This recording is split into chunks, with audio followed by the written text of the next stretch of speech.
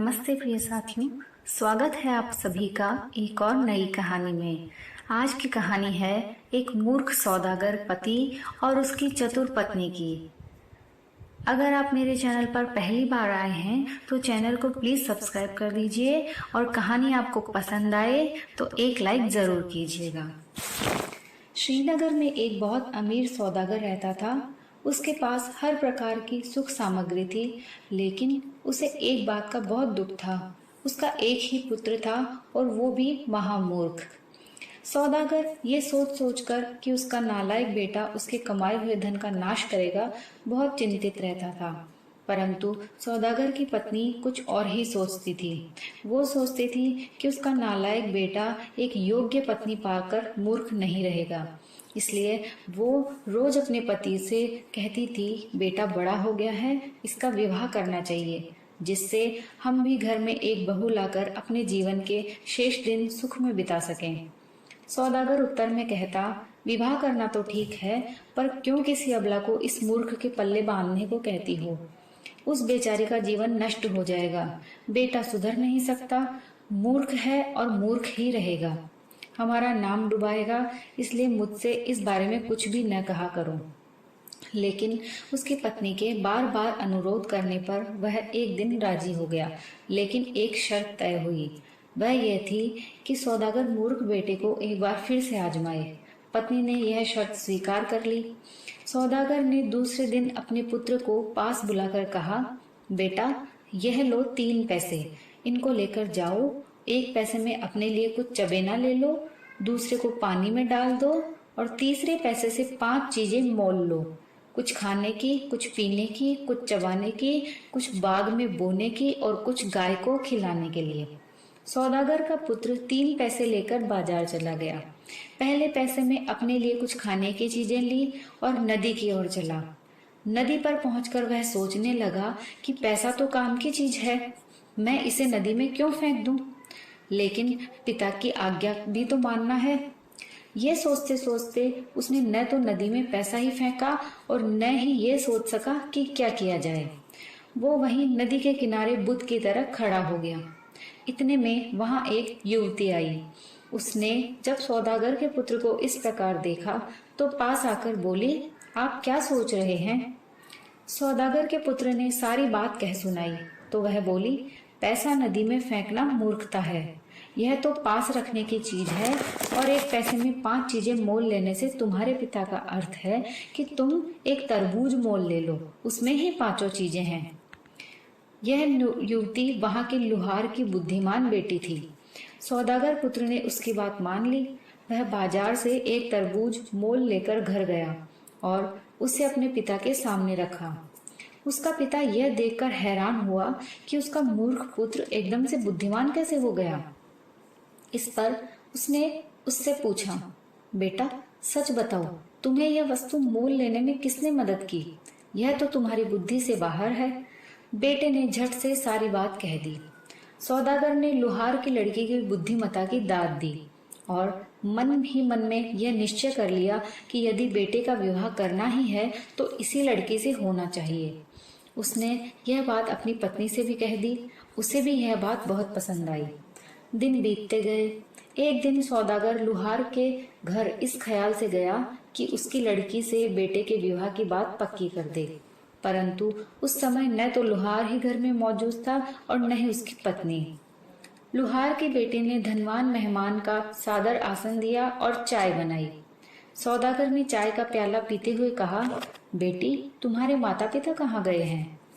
चतुर बालिका ने कहा, मेरे पिता जो तो बाजार 1 कौड़ी का हीरा मोल लाने और माताजी एक के घर कुछ बातें बेचने गई हैं। सौदागर ने लाख कोशिश की कि इस बात को समझ ले, पर वह नहीं समझ सका। तो उसने फिर कहा, बेटी मैं तुम्हारी बातें नहीं समझ सका, कृपया करके मुझे समझा दो। यह सुन वह बोली, मेरे पिताजी तो दिए के लिए 1 कौड़ी का तेल लाने गए हैं और मेरी माताजी किसी का विवाह निश्चित करने के लिए गई हैं, यही इसका अर्थ है। इतनी देर में लुहार और उसकी पत्नी भी आ गए। सौदागर ने उनको अपने आने का कारण कह सुनाया। वह इस बात को मान गए और मूर्ख सौदागर पुत्र का विवाह चतुर लुहार पुत्री से होना पक्का हो गया। दूसरे दिन ही सारे शहर में यह खबर फैल गई कि सौदागर अपने पुत्र का विवाह एक लुहार की पुत्री से करने जा रहा है। शहर में तरह तरह की बातें होने लगी। बहुत से दुष्टों को जलन भी हुई कि गरीब बाप की बेटी बड़े सौदागर की बहू हो जाएगी। कुछ लोग तो इसको सहन न कर सके और एक दिन सौदागर के पुत्र से जाकर बोले, देखो तुम अमीर हो, इस पत्नी से जो कि तुम जानते हो कि गरीब बाप की बेटी है तुम दुख पाओगे, इसलिए उसे काबू में रखने के लिए उसकी रोज रात को जूतों से मरम्मत करते रहना, नहीं तो अंत में वह सिर पर सवार हो जाएगी। सौदागर का पुत्र यह बात मान चुका था।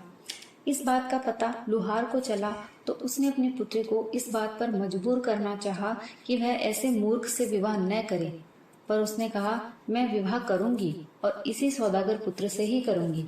फिर समझाकर बोली, आप कोई चिंता न करें, वे जो कुछ कहते हैं वैसा कभी नहीं होगा और मैं अपनी बुद्धि से सबके जीवन को सुखी बना लूंगी।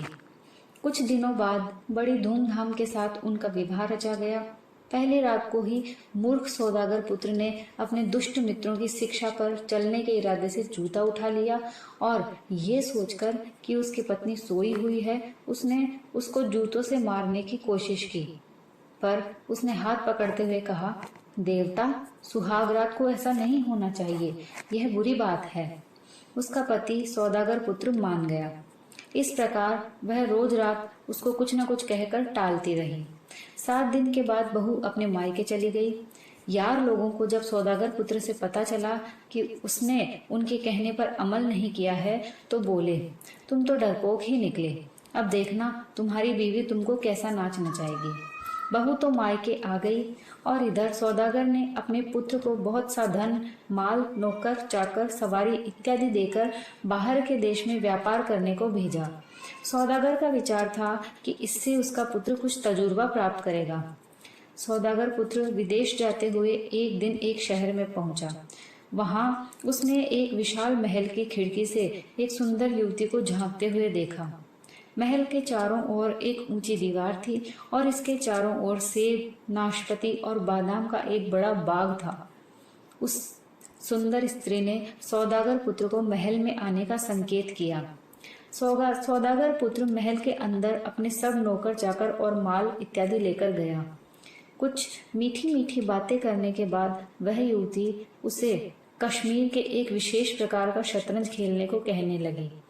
उसने खेलना स्वीकार कर लिया, पर सौदागर पुत्र शतरंज खेलना तो जानता ही नहीं था और वह युवती इसमें माहिर थी।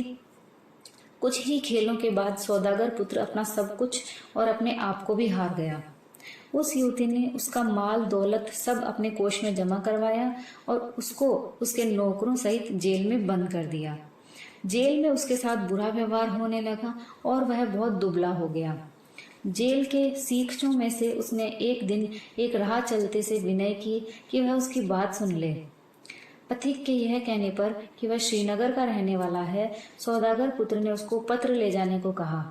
पथिक ने उस पर दया करके उसको कलम, दवात और कागज लाकर दिया और उसने 2 पत्र लिखकर उसको दिए। एक पत्र तो उसने अपने पिता को लिखा जिसमें उसने सब हाल सच सच लिख दिया और दूसरा अपनी पत्नी के लिए जिसमें उसने लिखा, मैं अब बहुत धनवान हो गया हूँ और अब जल्दी आकर तुम्हें खूब जूते मारूंगा। पथिक दोनों पत्र लेकर विदा हुआ। वह बेचारा अनपढ़ था। शहर में आकर उसने पिता के नाम का पत्र लुहार की लड़की को दिया और उसका पत्र सौदागर को। लुहार की लड़की ने पत्र देखा तो बहुत दुख हुई और झट सौदागर के पास गई। उसने भी अपना पत्र दिखाया।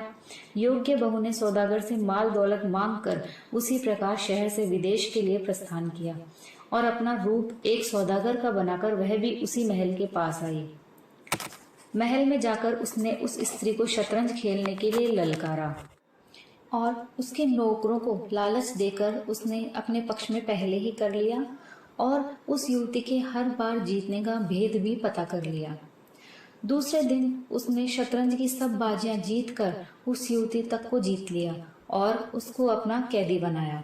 उसी क्षण उसने अपने पति को जेल से बाहर निकलवाया और उसके कपड़े बदलवाए, पर वह उसे न पहचान सका। अगले दिन लुहार पुत्री ने अपने शहर के लिए प्रस्थान किया।